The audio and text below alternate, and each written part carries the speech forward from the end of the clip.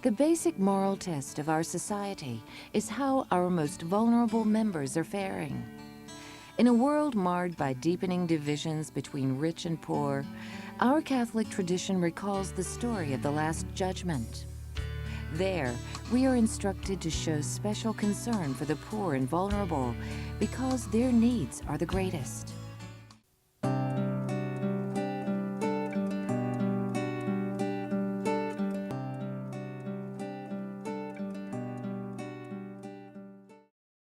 Hello, everyone.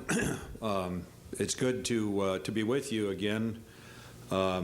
We are part of the Xavier Foundation, who have been very interested in the St. Francis Xavier campus and how it might be able to serve Missoula as time goes on here. And so we're in hopes that you'll stay with us. We have some very interesting material that we received from the Catholic bishops to share with you. It's the material is in the form of a video that we will include and as part of this program by giving you segments as we go along. Maybe before I launch in any discussion or anything, it'd be good to go to my panelists and for who they are and what they think about or what they represent. The first person is on my right, Gloria Bernardini. Rourke. Yes, thank you, Tom. Good evening, Gloria Bernardini Rourke, and I'm retired and have been in the business world, and I've raised two children that went through the Catholic schools and have belonged to St. Francis for almost 20 years. Thank you very much, Gloria. And James Weir on my left has ties with the AFL-CIO, which becomes important later in the program. James? Yeah, my super boss, I guess, whom I've never met yet, John Sweeney, is the chairman of or the secretary of the National AFL-CIO. I work in Missoula, and I'm part of a federal program that helps dislocated workers to get back into the workforce. And it's called Project Challenge Work Again. So that's what I do for a living.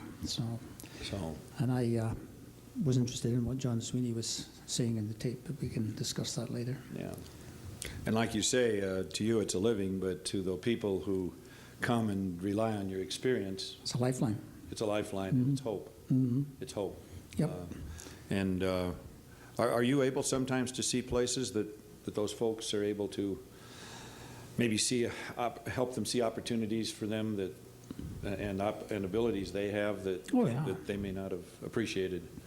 Well, it's a question of finding out basically what the person would like to do, and most times people know exactly what they would like to do in terms of jobs or a future or what they would like to have, and a lot of the time they don't want to tell anybody what it is because most people don't really validate what they want to do. You know, I've had clients come in and tell me that they don't know what they want to do, but I've said, well, if we sit in a closed room and just you and I bet you can tell me what exactly it is that you want to do. And if we do exactly that, they'll tell you exactly what it is. Because most people, when you tell them what you want to do, the standard answer is, you want to do what? You know, you want to be a what? You know, come on, get real here, you know. And this is not the point, you know. The story I tell is I had a client who came in and if this is not irrelevant. I think it's all relevant because the gal came in and she was working in RBs up here in Missoula. Niche. And she came in and I asked her, you know, what would you like to do? And she said, I really don't know, you know. So what I did was I closed the door at lunchtime and I said, now, just between you and me, what would you really like to do? And she said, well, I'd really like to sing. And I said, well, have you ever done any singing? She said, yeah, I've sung in choirs and I sung in nightclubs and, you know, with various bands around Missoula and that kind of stuff. And she said, I said, well, why don't you go and do it? She said, well, I mentioned it to my parents, and my parents came down off the ceiling after jumping all over the ceiling and everything and said, well, you need to get a real job, you know. And I said, well, who's got the real job? You working at Arby's for $7 an hour, or Tina Turner earning $90 million a year? I said, who's got the real job? And she sort of sat in her seat and didn't say anything for about 4 or 5 minutes, and then her eyes filled with tears, you know. And so what I said to her was, well, why don't you go to the university, you know, up here? And so she went up there, and she got into the music program, trained in voice. That's wonderful. And after she graduated, the last I heard of her, and this is 6, 7, 8 years ago, she was in San Francisco, and she was working in the San Francisco school system as a music teacher and singing in nightclubs at night. Yeah. So Yeah. who knows? So you know? it's Perfectly possible. So you've done Yeah. social work in your Yeah, it's perfectly official possible. capacity. Yeah. If people say it can't be done, it's all a question of Yeah. saying, how do we do it? You know? Somebody giving them Yeah. a little helping hand. a Hope. little That's encouragement. hope. Yes. It's hope that's the thing that's necessary. And just from my own personal viewpoint, I mean, when I watch the death and funeral services for John Paul II, how many people were there? Millions. Absolutely millions. Not all of them were churchgoers. But what they believed in that man was that he gave them hope that there is somebody in the world that cares and somebody that they can trust. And his long suit was mercy. Yeah. He believed Yeah. in mercy, Yeah. which is something that all Yeah. Catholics should believe in strongly. Well, and that's what our video segments that we want to share with you are about, the efforts of the Catholic bishops to, and they say, to end poverty. Of course, that sounds like a big job, but you have to start. You do have to start. And so that's why we're interested at the Xavier Foundation in how, say, our Catholic campus there at St. Francis Xavier can possibly serve our neighborhood. There's been some discussion, for instance, of the campus becoming, well, it's been discussed as a possible hospice. It's been discussed as a possible child care center. It's not necessary to be specific. The Poverello has been mentioned. So there's been a number of ideas put forth, you know, for how that can serve, including actually demolition has been mentioned also as a possibility of all or part of the properties.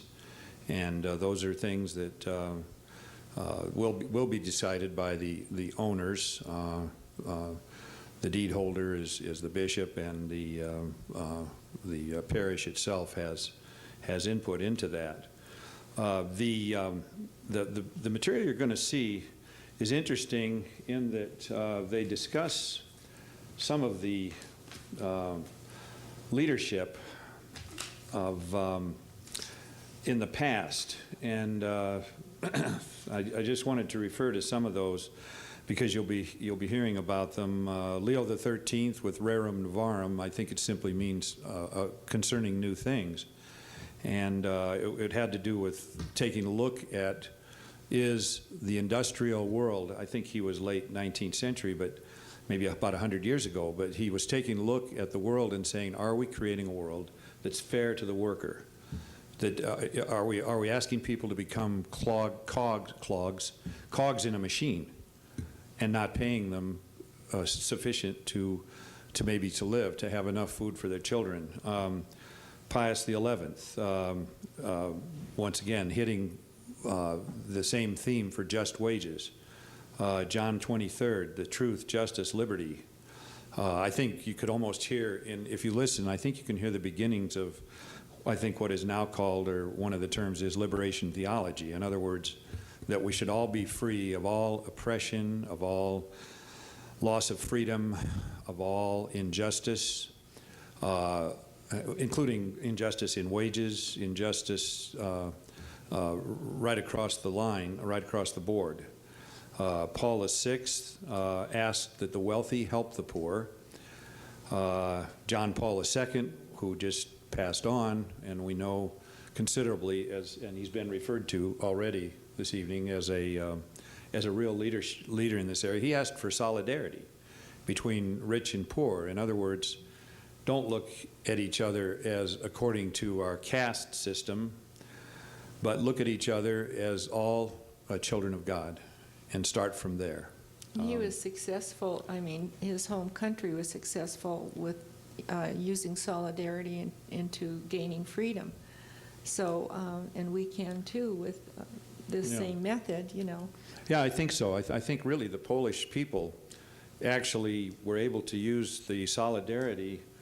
I think it was between rich and poor, union and non-union, communist and non-communist, in order to gain that freedom from the Soviet bloc that then enabled them to then, once they broke away from those repressive methods of the repression of the Soviet bloc, they were then able to forge ahead with a much better life for everyone. And I think even probably the Russians were glad to see them, you know, I mean, ultimately, it's been for the best, you know.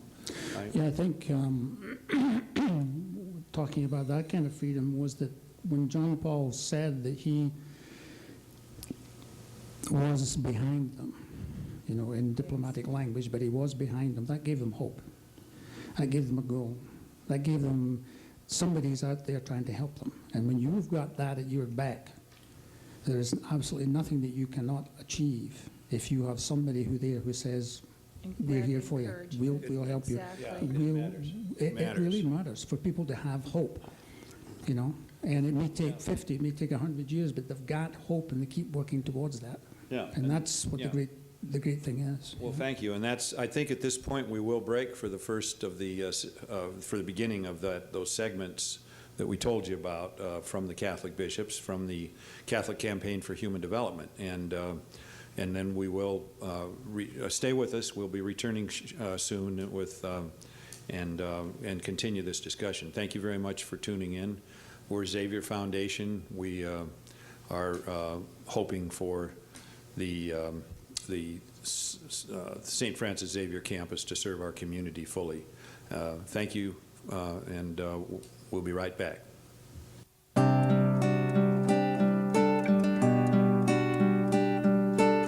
Some 2,000 years ago, on a mountainside overlooking the Sea of Galilee, a man named Jesus challenged us to a new way of life.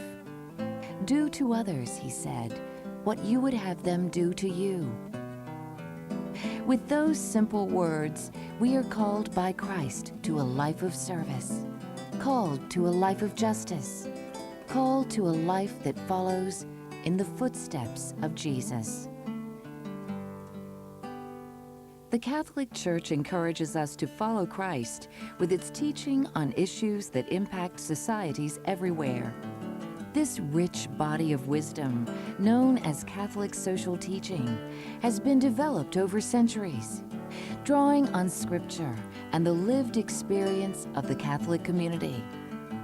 Catholic social teaching helps us define our moral responsibilities to protect human life, to care about those who are poor or suffering, and to work for a better world by addressing issues such as poverty, racism, human rights, and the environment. In parishes and dioceses across the United States, the Catholic community has taken an active role in sharing Catholic social teaching.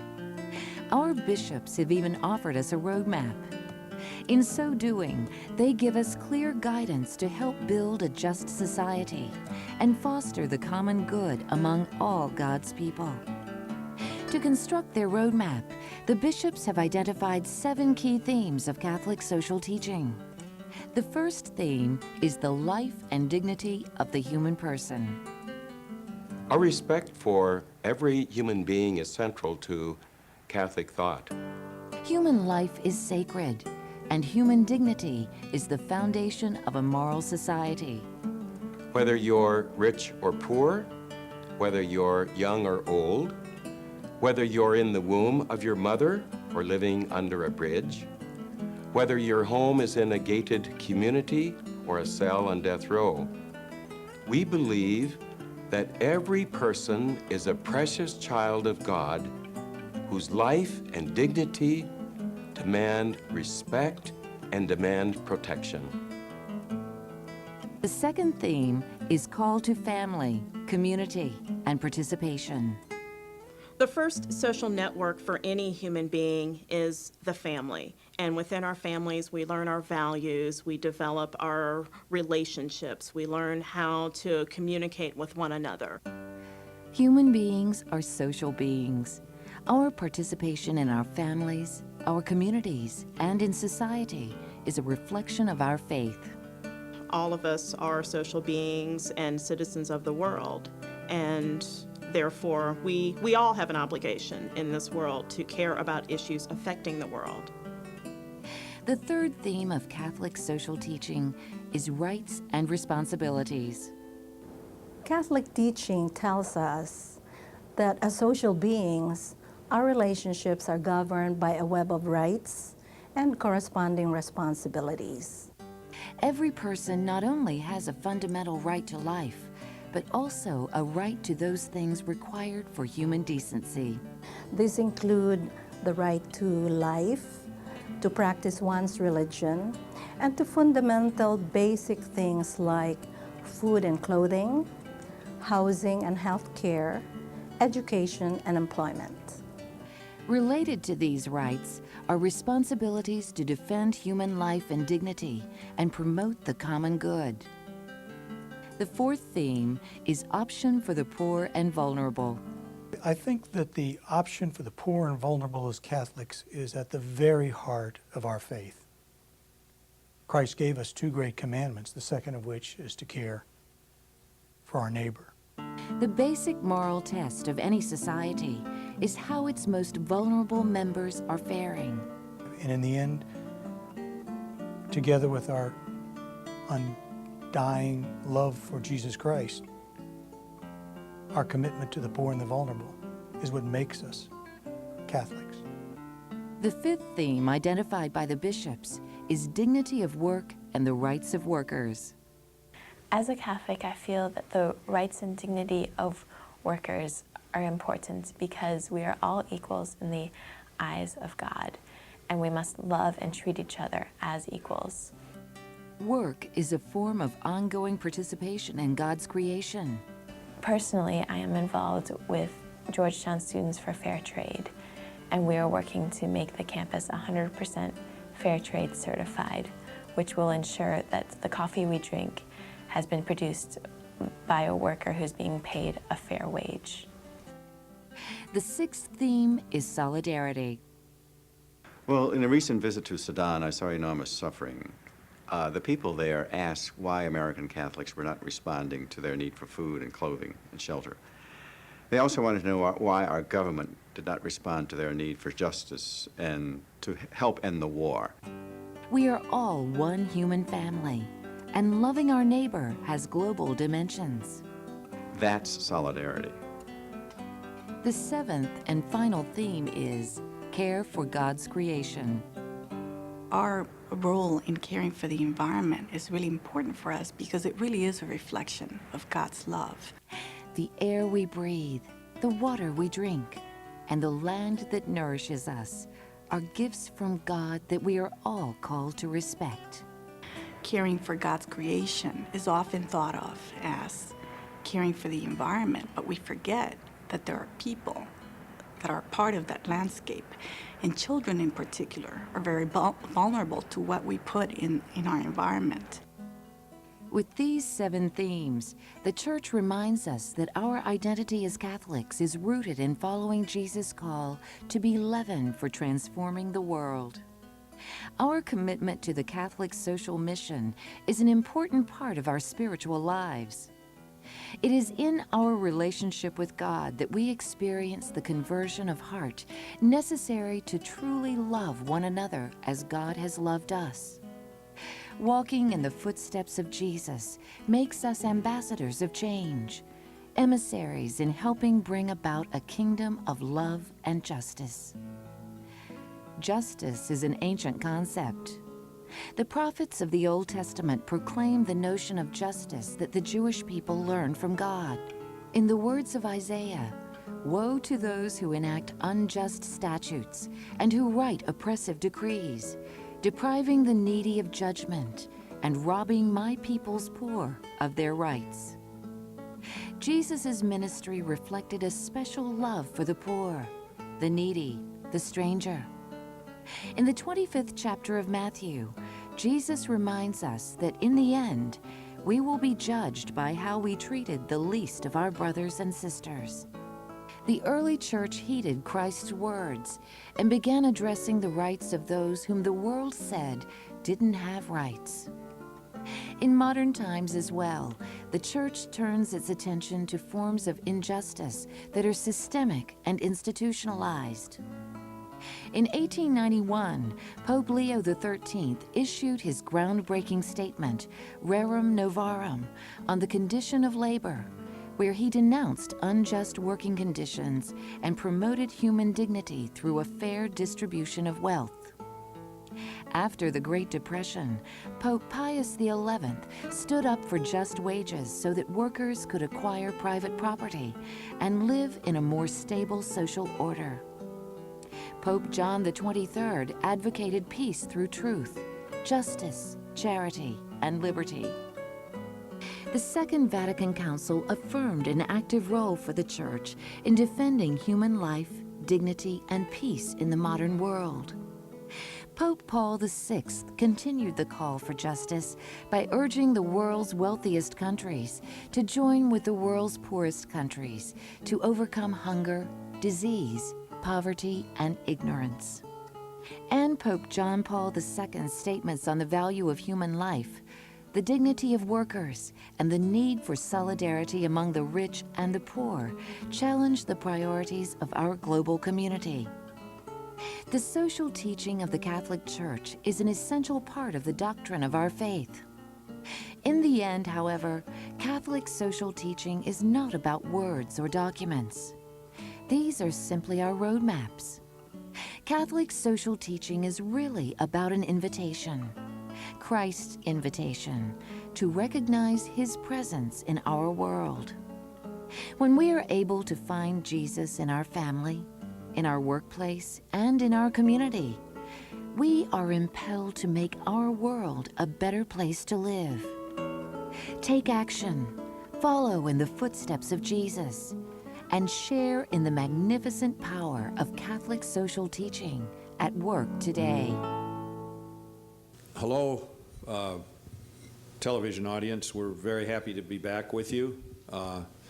You've seen a little bit of the Catholic bishops' thinking. This is a brand new video that they've made, trying to, or not just trying, but laying forth and setting forth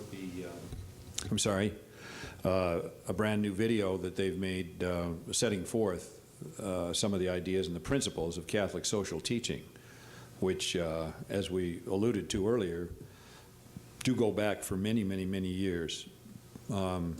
I'm thinking of Gonzaga University over here, named after Aloysius Gonzaga, who at the age of 27 died, I wish I could tell you the exact city in Italy, but Verona was it? But he died there working with plague victims at the age of 27. And so that happened many years ago, hundreds of years ago, in the early days of the Jesuit order. And he, but he went out and worked where the work was needed, and more power to him. But there we are. That just takes us back a few hundred years, and then if we follow that line of thought back, it takes us right back to the very beginnings of the church and to Jesus himself.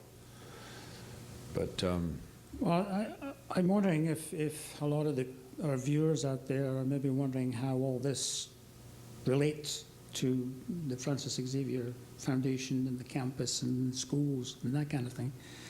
Well, in my opinion, if you watch this video and you look at what the Catholic bishops and the church is trying to tell people, is that you have to be involved in the wider community. You're part of the wider community. We're all in this together. And I think it's incumbent upon the people who are in charge of the disposition and future of this campus consult with the wider community to see what kind of ideas we can, the ideas we can give them. We're not out here to tell them what to do. We just want some consultation, because I think it'd be a marvelous gift to give to the community is the buildings, to keep them, to refurbish them, to reuse them, and to polish them and venerate them for the ages to come. Exactly. You know, to keep them there in their real state, not just in photographs, not in videos, not in people's memories, but actually there and being reused and being vibrant. And what a good paradigm for the church to come in and say, well, look, we're going to reuse these buildings, we're going to revamp them, and we're going to keep them going. Well, Because that's what the church is all about. and here's an, to help people And here's an spend example. the money on the people instead of Yeah. putting up a new structure and not waste any more time, because we've lost a couple years already. Yeah. And everybody in the church, therefore, can get involved, and that's what we are to do as a Christian community. We're all supposed to be involved. Well, I think there's concern, that you can talk about all this stuff, all this social justice stuff, but there's nothing like doing it. There's nothing like getting out and grabbing a paintbrush, whatever it takes, sweeping the floors and welcoming the community into your buildings and saying, look, here's an opportunity for young people to have a dance. Here's an opportunity for the neighborhood kids to play basketball. A great example of, how this stuff ties together is, I think a cohort of yours from Scotland many years ago named Andrew Carnegie amassed a fortune in steel, for better or for worse. But whatever happened later, and some of that might have been the very kind of stuff that prompted Leo XIII to write Rerum Novarum. But on the other hand, he did take that massive wealth that he accrued and established the Carnegie Library System throughout America as being... Well, not just in America, it was throughout the world. It was throughout the world. There's Carnegie libraries everywhere. Carnegie especially libraries. in Scotland, because that's Carnegie where he came from libraries, originally, And but he knew, because he wasn't well educated himself, and he knew that education was really the key to wealth, happiness, contributing to society, an honest society, a society that values people. Education and learning of history is very vital, and the only way that you can learn history is either to talk to people or read books. And he gave those libraries, not only the libraries, but he furnished them with books, and he gave them an endowment to run them.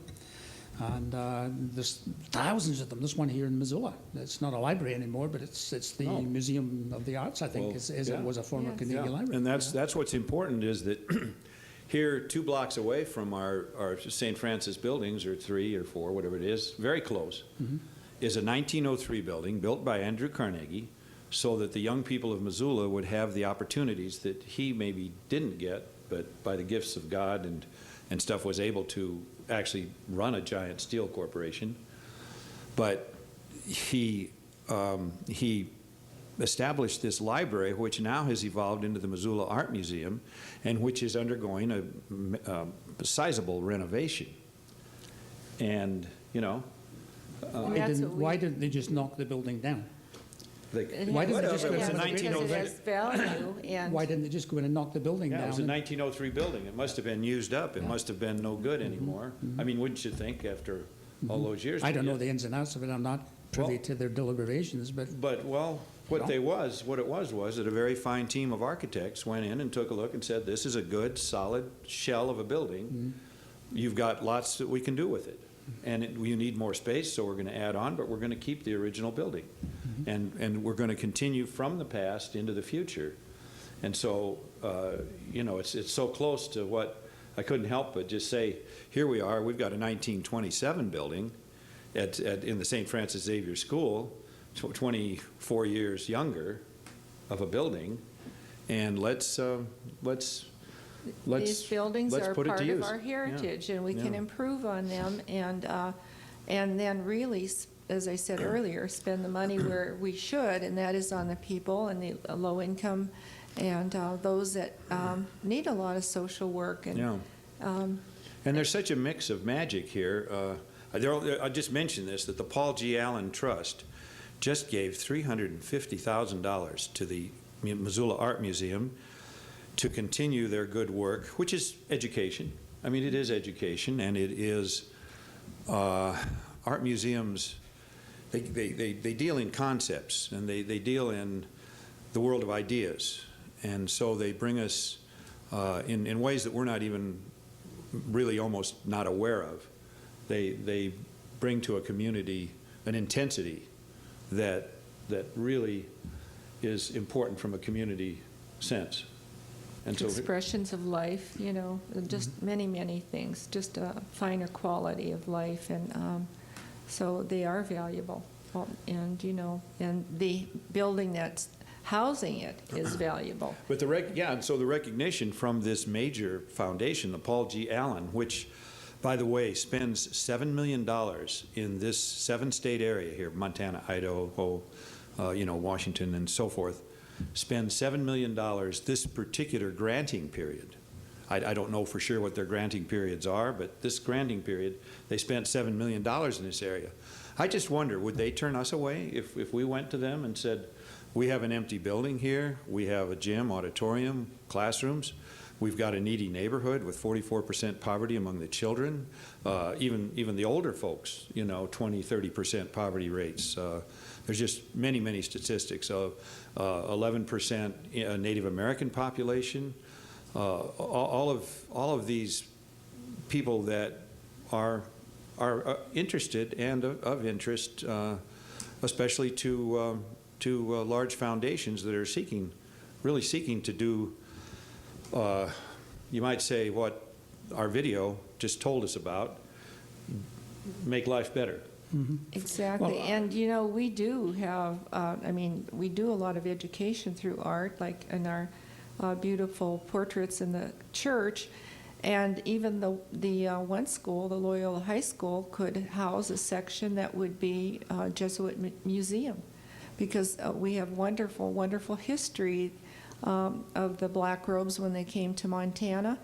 And it would be a nice little place to have a museum that could expand. I think the main is in St. Louis, but we have a lot of history right here, and it'd be wonderful to keep some of it here. And that is educational. Well, it was my privilege, excuse me, I'll turn it over to you, James, but it was my privilege to just stop off at Cataldo a couple days ago. And I've stopped there before, but this time it was a renewal of my acquaintance with Cataldo. And Father Ravalli, that was just taken into our Montana Hall of Fame, and Ravalli County is named after Father Ravalli. Father Ravalli, that was actually his architecture. And yes. I think you pointed that out in one of our previous programs. And, he was so talented, and of course the first physician in Montana on top of it all. He was an artist. Didn't he carve some things? He carved wood cross and made his own furniture. And there's remarkable history. Some of it's in Stevensville, and I'm sure some of it is here. And we've got the history of this church kind of in the basement. But I think we could expand on it, and it would just be a wonderful tribute to all of those people that sacrificed and dedicated their lives. So what happened was that then ultimately became deeded over to the Diocese of Boise, but it's clearly states there that it is the oldest existing building in Idaho. And when you look at it, it's this massive, impressive structure built of cedar logs, or not logs, but cedar lumber and logs that became, it wasn't too far from the river, and so as a result it became, Cataldo was the center for mining development, and really the development of northern Idaho came out of Cataldo through railroad linkages, and so there's one man, Father Ravalli, in about 1850 or so, building that building, which became a focus, a building, then becomes a focus for all the activity, because nobody else had achieved anything more than, say, little log places or teepees or anything of permanency, and it represented permanency. It was just interesting, and everybody's very proud of it. I mean, there are teepees on the grounds, and there were Indian villages,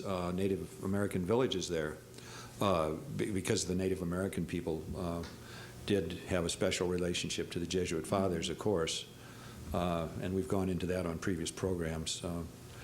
But there's all sorts of help. If you want to preserve, refurbish, and reuse these historic buildings on the campus, there's all sorts of help out there, all sorts of money available, from volunteer help, local business help, from the foundations, from government monies.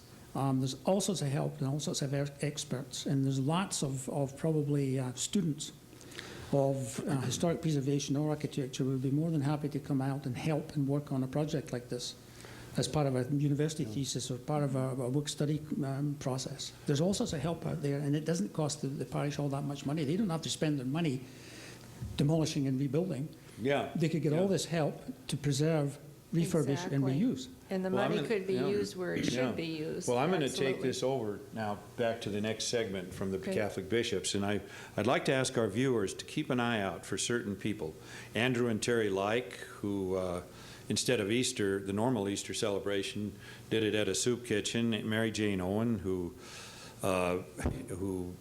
has suffered a lot in her life but is able to go forth. Bishop Below of East Timor, one of the most dangerous places on earth to be a Christian, has received the Nobel Peace Prize, asking for us to support freedom from want.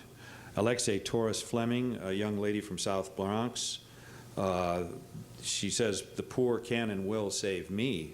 She went in there thinking, I'm going to save them, and found out they would save her. John Sweeney, with the AFL-CIO, and he points out the incredible prosperity that has not been shared.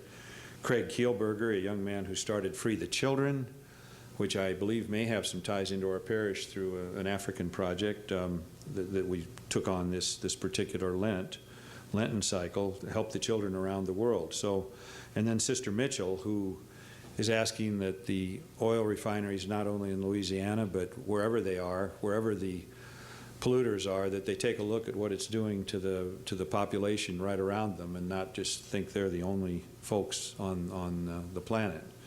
So I'll hand this right over to the video, to that particular video. We'll be right back. Don't give up on us. We'll be right back, folks. Thanks for tuning in. Be right back.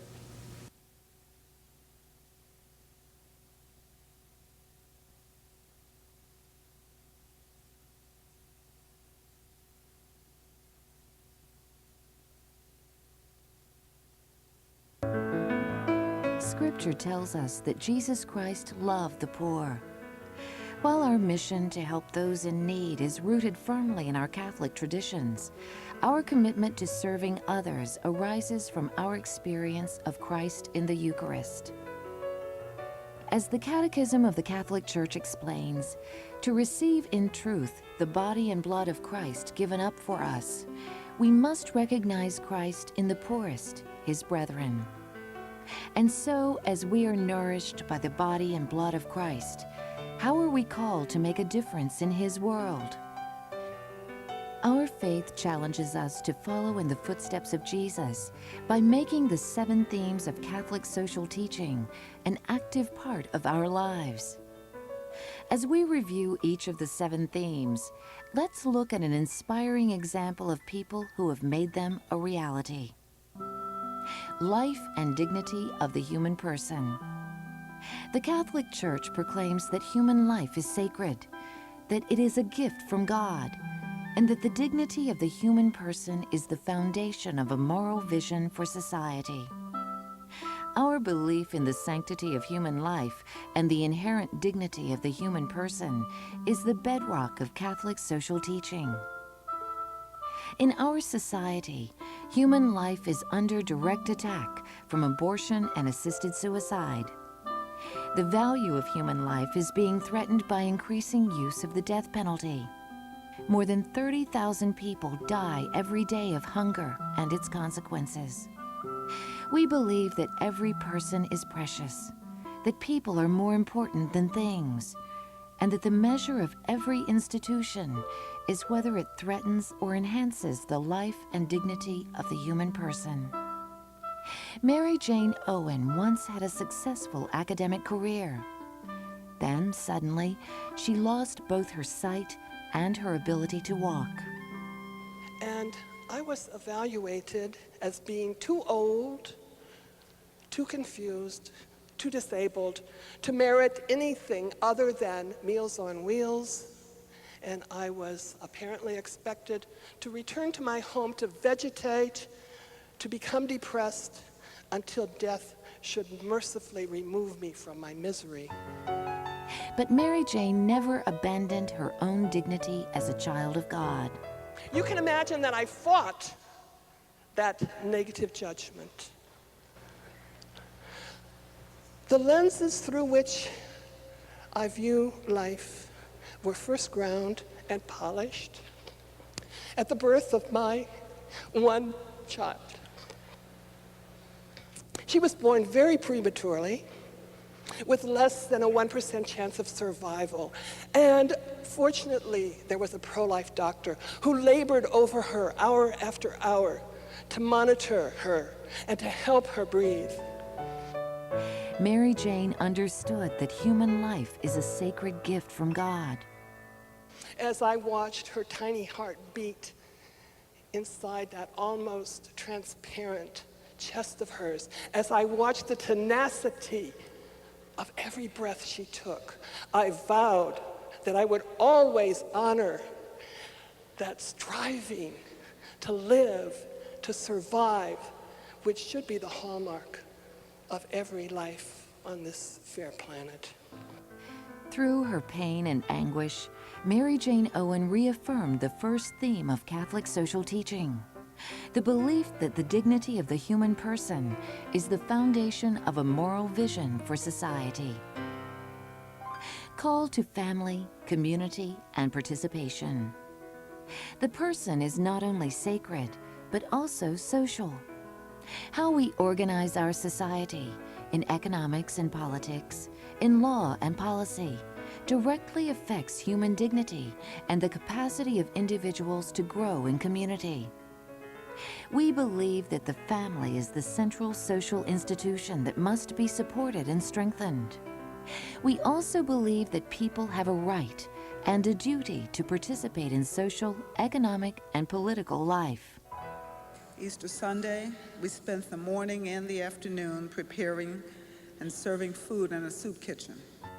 One recent Lent, Andrew and Terry Like became personally involved in living out their Catholic faith in their community. Our usual Easter rituals of egg hunts and candy and new clothes on parade were foregone for service to the poor. The Like children also participated. They didn't do the things they did simply because that's what we do during Lent. They prayerfully engaged themselves in Lenten activities and events voluntarily. And that's what made it extraordinary and powerful. By sharing their talents with others and participating in their community, the Likes have discovered what it truly means to be family. What you do in your family to create a community of love, to help each other to grow, to serve those in need, is critical not only for your own sanctification, but for the strength of society and our church. It is a participation in the work of the Lord, a sharing in the mission of the church. It is holy. We take these words to heart. Rights and responsibilities.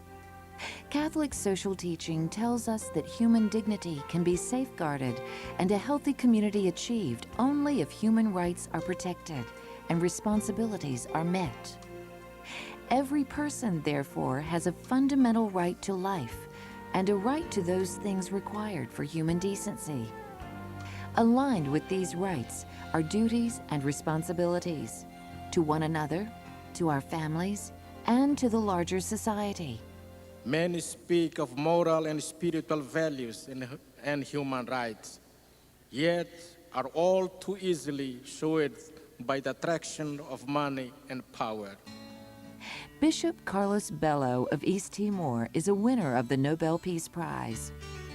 Some speak of freedom, but neglect to mention the needs of the poor or of other persecuted groups. His work for human rights in his native land has been profoundly shaped by the social teachings of the Church.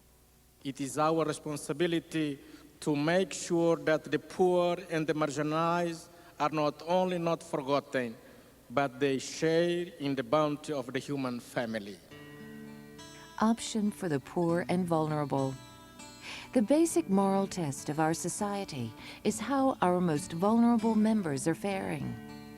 In a world marred by deepening divisions between rich and poor, our Catholic tradition recalls the story of the Last Judgment. There, we are instructed to show special concern for the poor and vulnerable because their needs are the greatest. Shortly after college, Alexi Torres Fleming returned to her poor upbringings in the South Bronx. When I came back home to the South Bronx to live, I came in with an attitude of a savior, thinking that I was there to fix and help everyone. But the reality is that God is teaching me that the poor can and will save me, that they are my salvation. Now, Alexi teaches young people about the importance of practicing charity and working for justice for those who are poor. But in God's eyes, He humbles me and teaches me to make every decision and to think about the ramifications of my decisions on the poor and the people around me. To act not just with charity, but with justice. And to teach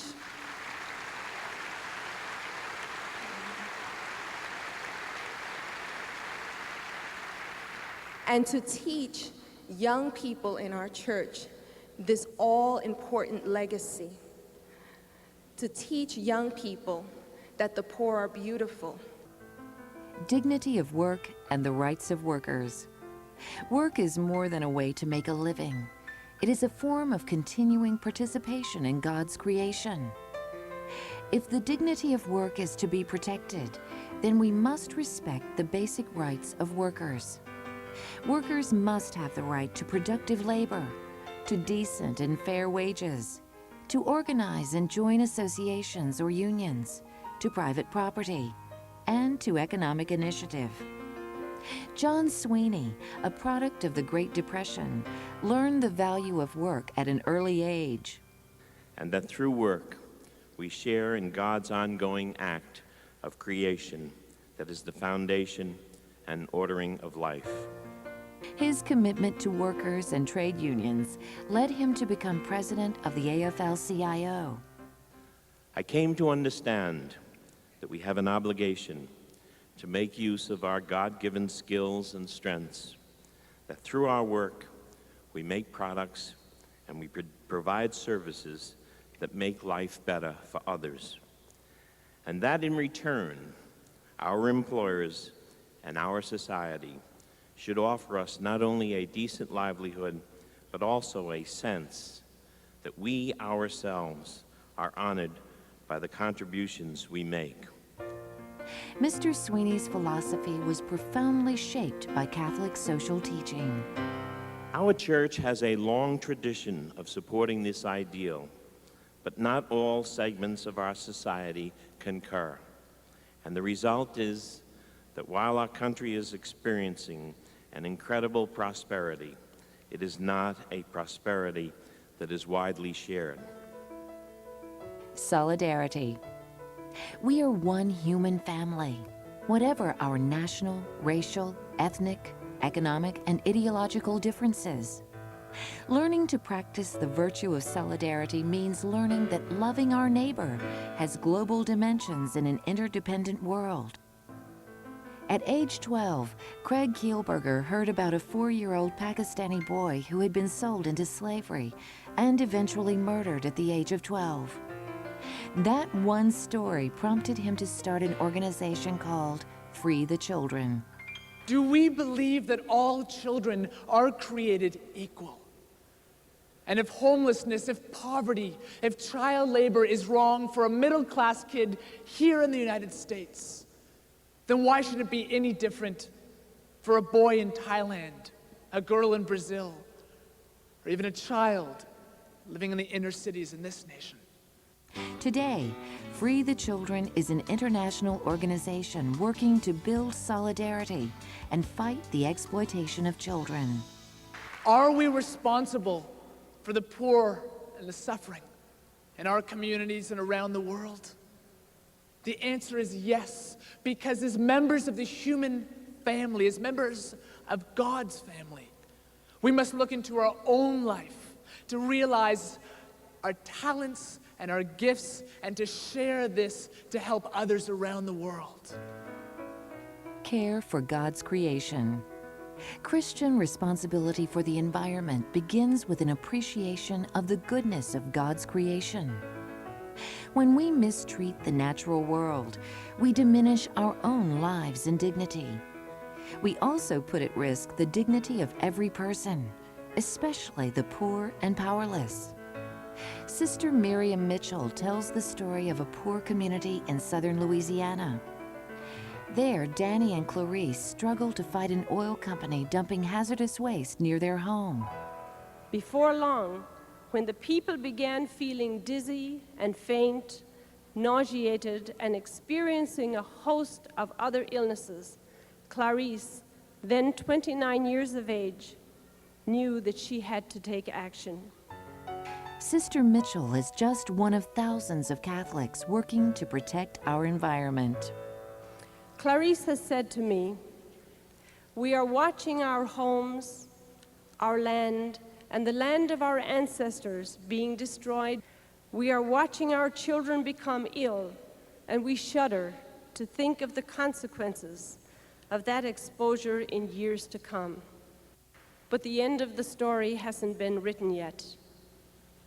I believe the end of the story for Clarice, her family, and her community, as well as for millions of poor people in our country and beyond, depends on whether or not we live this seventh principle." In the Gospel of St. Matthew, Jesus reminds us, "You are the salt of the earth and the light of the world. Your light must shine before all, so that they may see your good deeds and glorify your heavenly Father." Mother Teresa of Calcutta, when asked what to do to make a difference in the world, said simply, "Just do what's in front of you." And so, what's in front of you?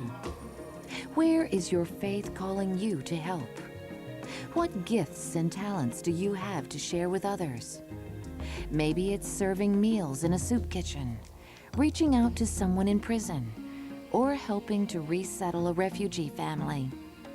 Maybe it's contacting your legislators about the right of children to be free of hunger and to have access to health care.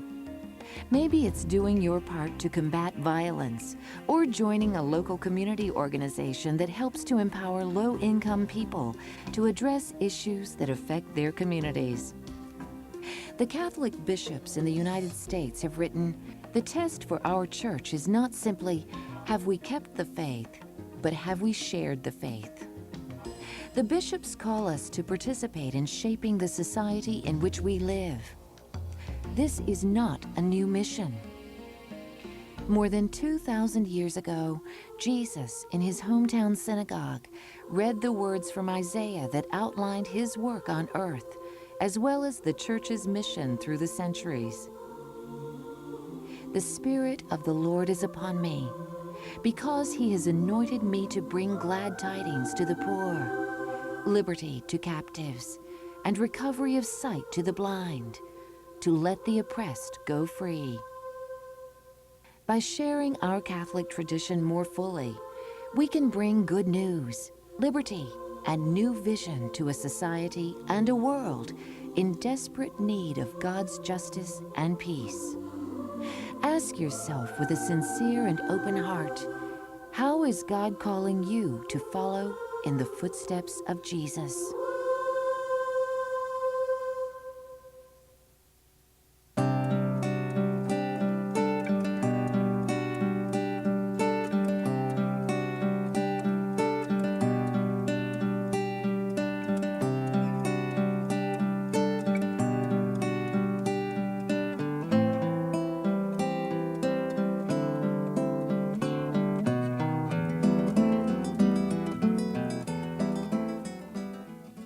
Thank you, everyone, for tuning in. We're the Xavier Foundation. We're Save St. Francis Xavier School, and we appreciate your being with us. You've been seeing video material from the Catholic bishops. It's new material, and we're happy that you were able to share that. we have a few minutes left here and would like to share just a few more ideas with you about the Catholic social teachings and the opportunities that they represent. Well, I think the gift to the Missoula community of preserving, refurbishing, and reusing and cherishing for the future is exactly what the video has been saying, to be integrated into the community. And if we can preserve that, not just as a monument, but as a working, living building, and using it for church purposes, community purposes, whatever, but it's there and it's going to remain there. I think Well, we have a marvelous yeah, and some of the gift. cues we picked up on that, you know, Jesus told us, you are the salt of the earth and the light of the world, you know, and Mother Teresa, just do what's in front of you, she says. Just, people ask her, how do you successfully do a social justice program? You don't have to go to Calcutta, India. Just do what's in front of you. So, and you know, what does that mean, just in front of you? Well, maybe you go out to dinner tonight. How is that little waitress that's covering your table? Engage her, talk to her. She may have a sick child at home. She may be a single mom, or she may be a college student struggling to keep enough together to get through college and get her education, or he. But don't just think that everybody around you is just compossetti, is just. If you engage these people that are all around us, the girls that work in the shops, the guys that work the donut lines or the hamburgers, you'll find out some interesting things. And, you know, if we truly want peace in the world, we need to start right here in our own community, and we have to be people of integrity and people of truth. And, you know, and that will just have a ripple effect. And I know we're not the only town that is going to be working in that direction. There are many all over the world, and eventually that can happen, and we can have worldwide peace. But we have to start here with us and be concerned with us and work with the people in our low-income area and do it the quickest way and the fastest way, and be sincere about it and treat everybody with dignity. Well, we have a large community. I don't think probably if you went around to any of us, we have that many nickels to rub together. None of us are that wealthy. You know, we're just all on a knife edge. In fact, I was just talking to my brother this afternoon. He runs a financial planning. Sounds like a big deal. His wife says, "Why do you work so hard?" to him. He says, "Either I go 100 miles an hour or I'm dead in the water. There's nothing in between." And you never know when a tragedy could befall you. And, you know, if you think you have some money, and it's rare that people do because everybody's paying off their own mortgage, and then to have a mortgage for another building. But a tragedy could occur, and that is a real setback. And that's how a lot of people become unfortunate people. And it's only God's good grace, you know, as I've said before, that it's, you know, that we're not in those positions. Well, there's some interesting forces going on right now that may not be taken into account, and that is that old buildings, you know, 75 years is actually new. When that building was built for 1,000 years, that St. Francis School, but are actually being fixed up far more than torn down. Why? Because new construction is so expensive now. It's going up 7% a month. A recent example, everything, the voters voted, everything looked solid for the new aquatic center, $8 million. You ought to be able to buy something pretty nice for $8 million. And what happens? The bids all come in within 150,000 of each other, and the cheapest bid, I mean, it is $2 million, approximately $2 million something over the estimated cost at the time of the plans were drawn up, which was 2 years before. It just 7% a year, 7% a month is 100% a year. There's huge shortages in Portland cement, huge shortages in steel. Asia is in the middle of a building boom, not the least of which is the dam on the Yangtze River. The entire cost of wallboard is not the gypsum, but the fuel. And with fuel prices skyrocketing, I do believe that as we take a serious look at everything we're doing with buildings, with all our buildings, we will find ourselves taking hopefully a real serious look at what we do with the St. Francis Xavier buildings. I think we're about nearly out of time. James, do you have? I don't have anything else to add. Well, I'd just like to thank the viewers and for your support and prayers. And if you have any comments, send them to us. And if you'd like to write to the bishop and give him your views on it, we would love that. Or you send the letters to us, and we'll be sure he gets them. But again, thank you so much. Yeah, we really appreciate you being with us. And again, thank you and thank you for watching, and thank you for being with us from the Xavier Foundation, from Save St. Francis Xavier School. Thank you very much, and good night.